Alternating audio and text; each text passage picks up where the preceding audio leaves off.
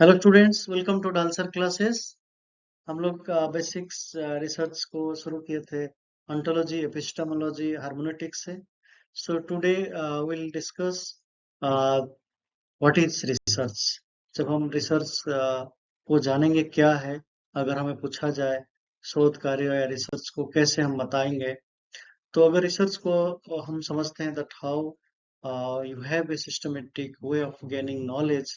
और जो रिसर्च मतलब जो पुनः खोजना है किसी ज्ञान को जानने के लिए, किसी चीज को समझने के लिए, तो हम रिसर्च की बात करते हैं। और इसको करने के लिए एक सिस्टमेटिक तरीका है, और systematic search for the information. किसी भी चीज को जानने के लिए जो एक सही तरीके से एक सिस्टमेटिक तरीका है, तो उसको भी हम रिसर्च कहते हैं। तो अगर रिसर्च की डेफिनेशन आपको जानना है, what is research, then research is systematized effort to gain new knowledge. तो रेडमैन एंड मोरे वो हमेशा इस बात को इम्पोर्टेंस देते हैं that this is an effort to gain new knowledge. एक नई ज्ञान, नई जानकारी के लिए जो एफर्ट आप डालते हो, जो प्रयास करते हो, वो एक रिसर्च है। तो जैसे कार्ल पॉपर के आइडियाज को हम लेते थे, कहते हैं that why research is important, because Karl Popper says that there is no limit to knowledge and ignorance. ज्ञान और अज्ञान की कोई सीमा नहीं है, इसीलिए हम रिसर्च करते हैं। रिसर्च करने की जरूरत है to know new things, new knowledge. तो नई चीजों को जानना है, इसलिए उसको सिस्टमेटाइज्ड एफर्ट कहते हैं, अकॉर्डिंग टू रैडमैन एंड मोरे।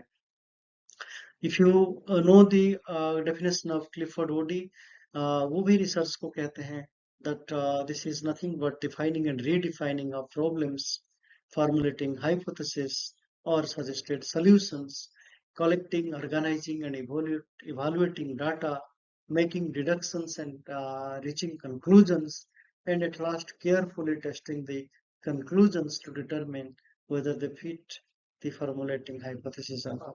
ये एक comprehensive डेफिनेशन है, जिस माध्यम से क्लिफोर्ड ओडी कहना चाहते हैं दैट रिसर्च एक तरीका है जिसमें आप किसी भी प्रॉब्लम्स को डिफाइन करते हो, रीडिफाइन करते हो, या एक परिकल्पना को बनाते हो, और परिकल्पना बनाने के बाद कुछ समाधान जो पॉलिसी ओरिएंटेड होता है, जिसको हम कहते हैं सॉल्यूशंस, कुछ निकालते हो।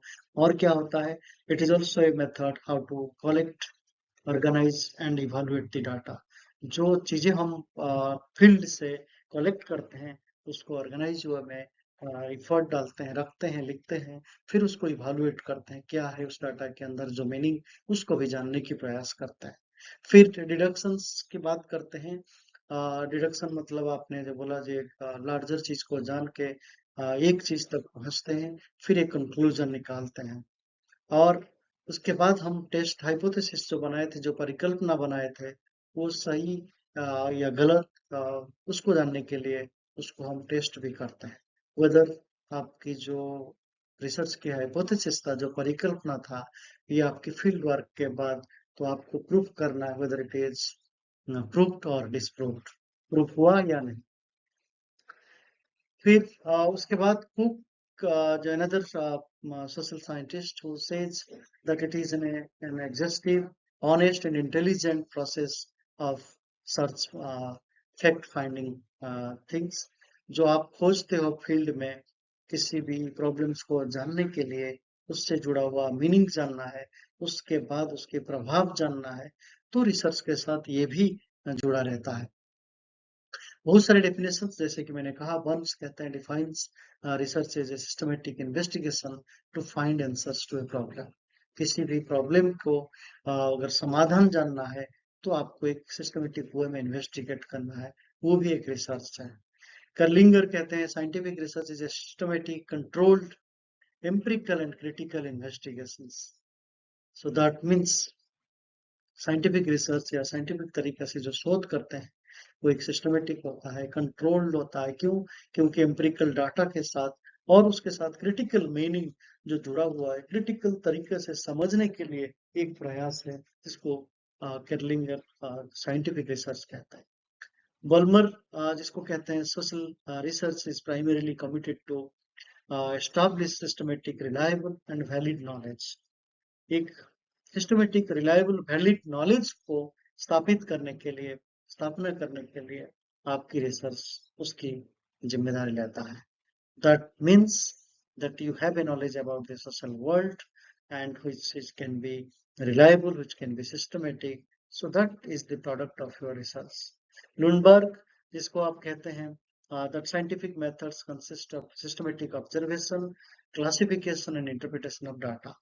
जो आप फील्ड से डाटा कलेक्ट करें वो related to caste, family, population, demographic structure, migration, fertility, behaviour, whatever. तो ये जो आपने डाटा कलेक्ट किया थ्रू ऑब्जर्वेशन, और इसको डाटा को इंटरप्रेट करना है मीनिंग से जुड़ा हुआ, why this particular community having higher fertility rate unlike this community. तो इसके पीछे कुछ ना कुछ एक सामाजिक कारण है. तो हमारी रिसर्च के माध्यम से वो कारण हमें समझ में आ जाता है. Research is thus an original contribution to the existing stock of knowledge, making for its advancement.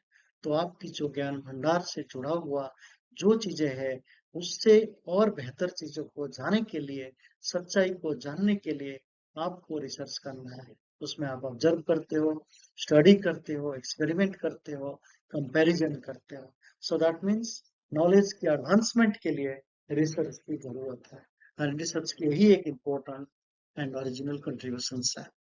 फिर अगर आप कहा जाए that how the research is related to that how it can have a relationship with objective and systematic method as well as finding solution.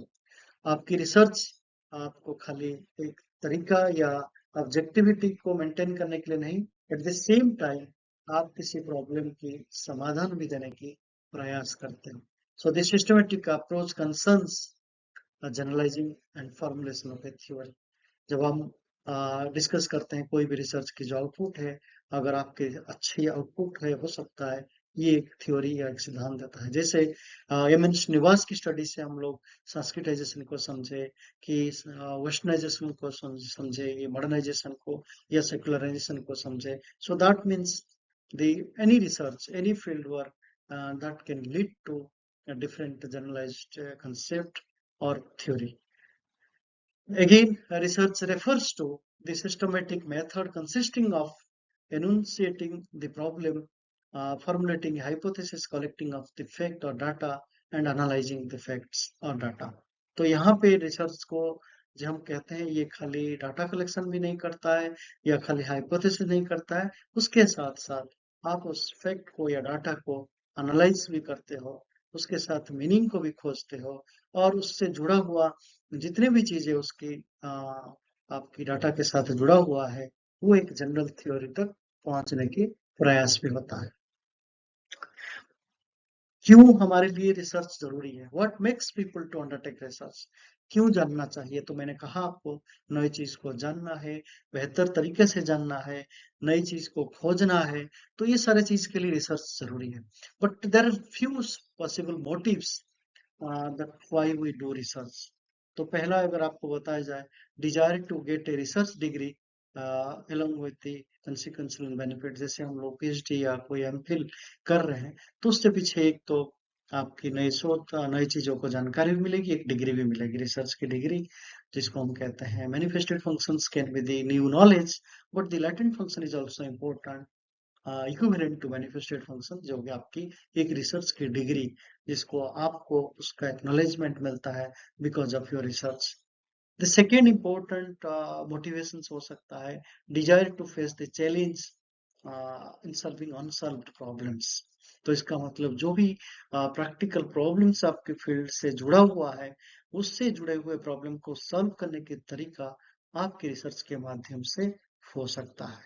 तो इसका मतलब suppose you are studying on caste, so caste systems में आपने study किया, research किया, शोध किया, और उस माध्यम से कास्ट से जुड़े हुए अनटचेबिलिटी, डिस्क्रिमिनेशंस, हायरार्की को दूर करने के तरीका भी आपको समझ में आ जाता है. That what are the way that we can reduce the caste violence, caste issues and caste crisis.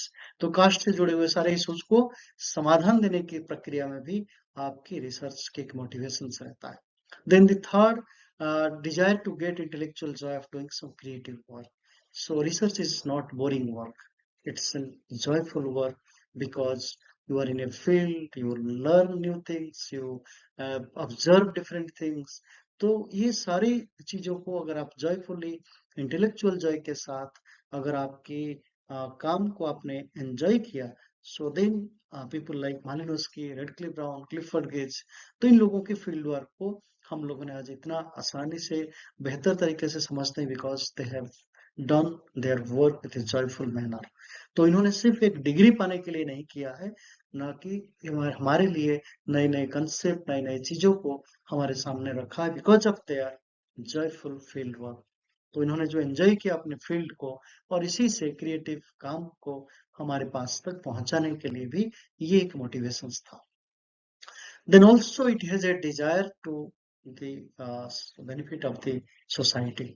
तो आपने एक समाज के लिए भी एक नई चीजें, जो भी कास्ट से जुड़े हुए, रिलीजन से जुड़े हुए, फैमिली से जुड़े हुए या कोई भी सोशल फैक्ट्स को अगर ऊपर आपने रिसर्च किया तो आपने डायरेक्टली और इनडायरेक्टली समाज के लिए भी एक बेहतर रास्ता बताया।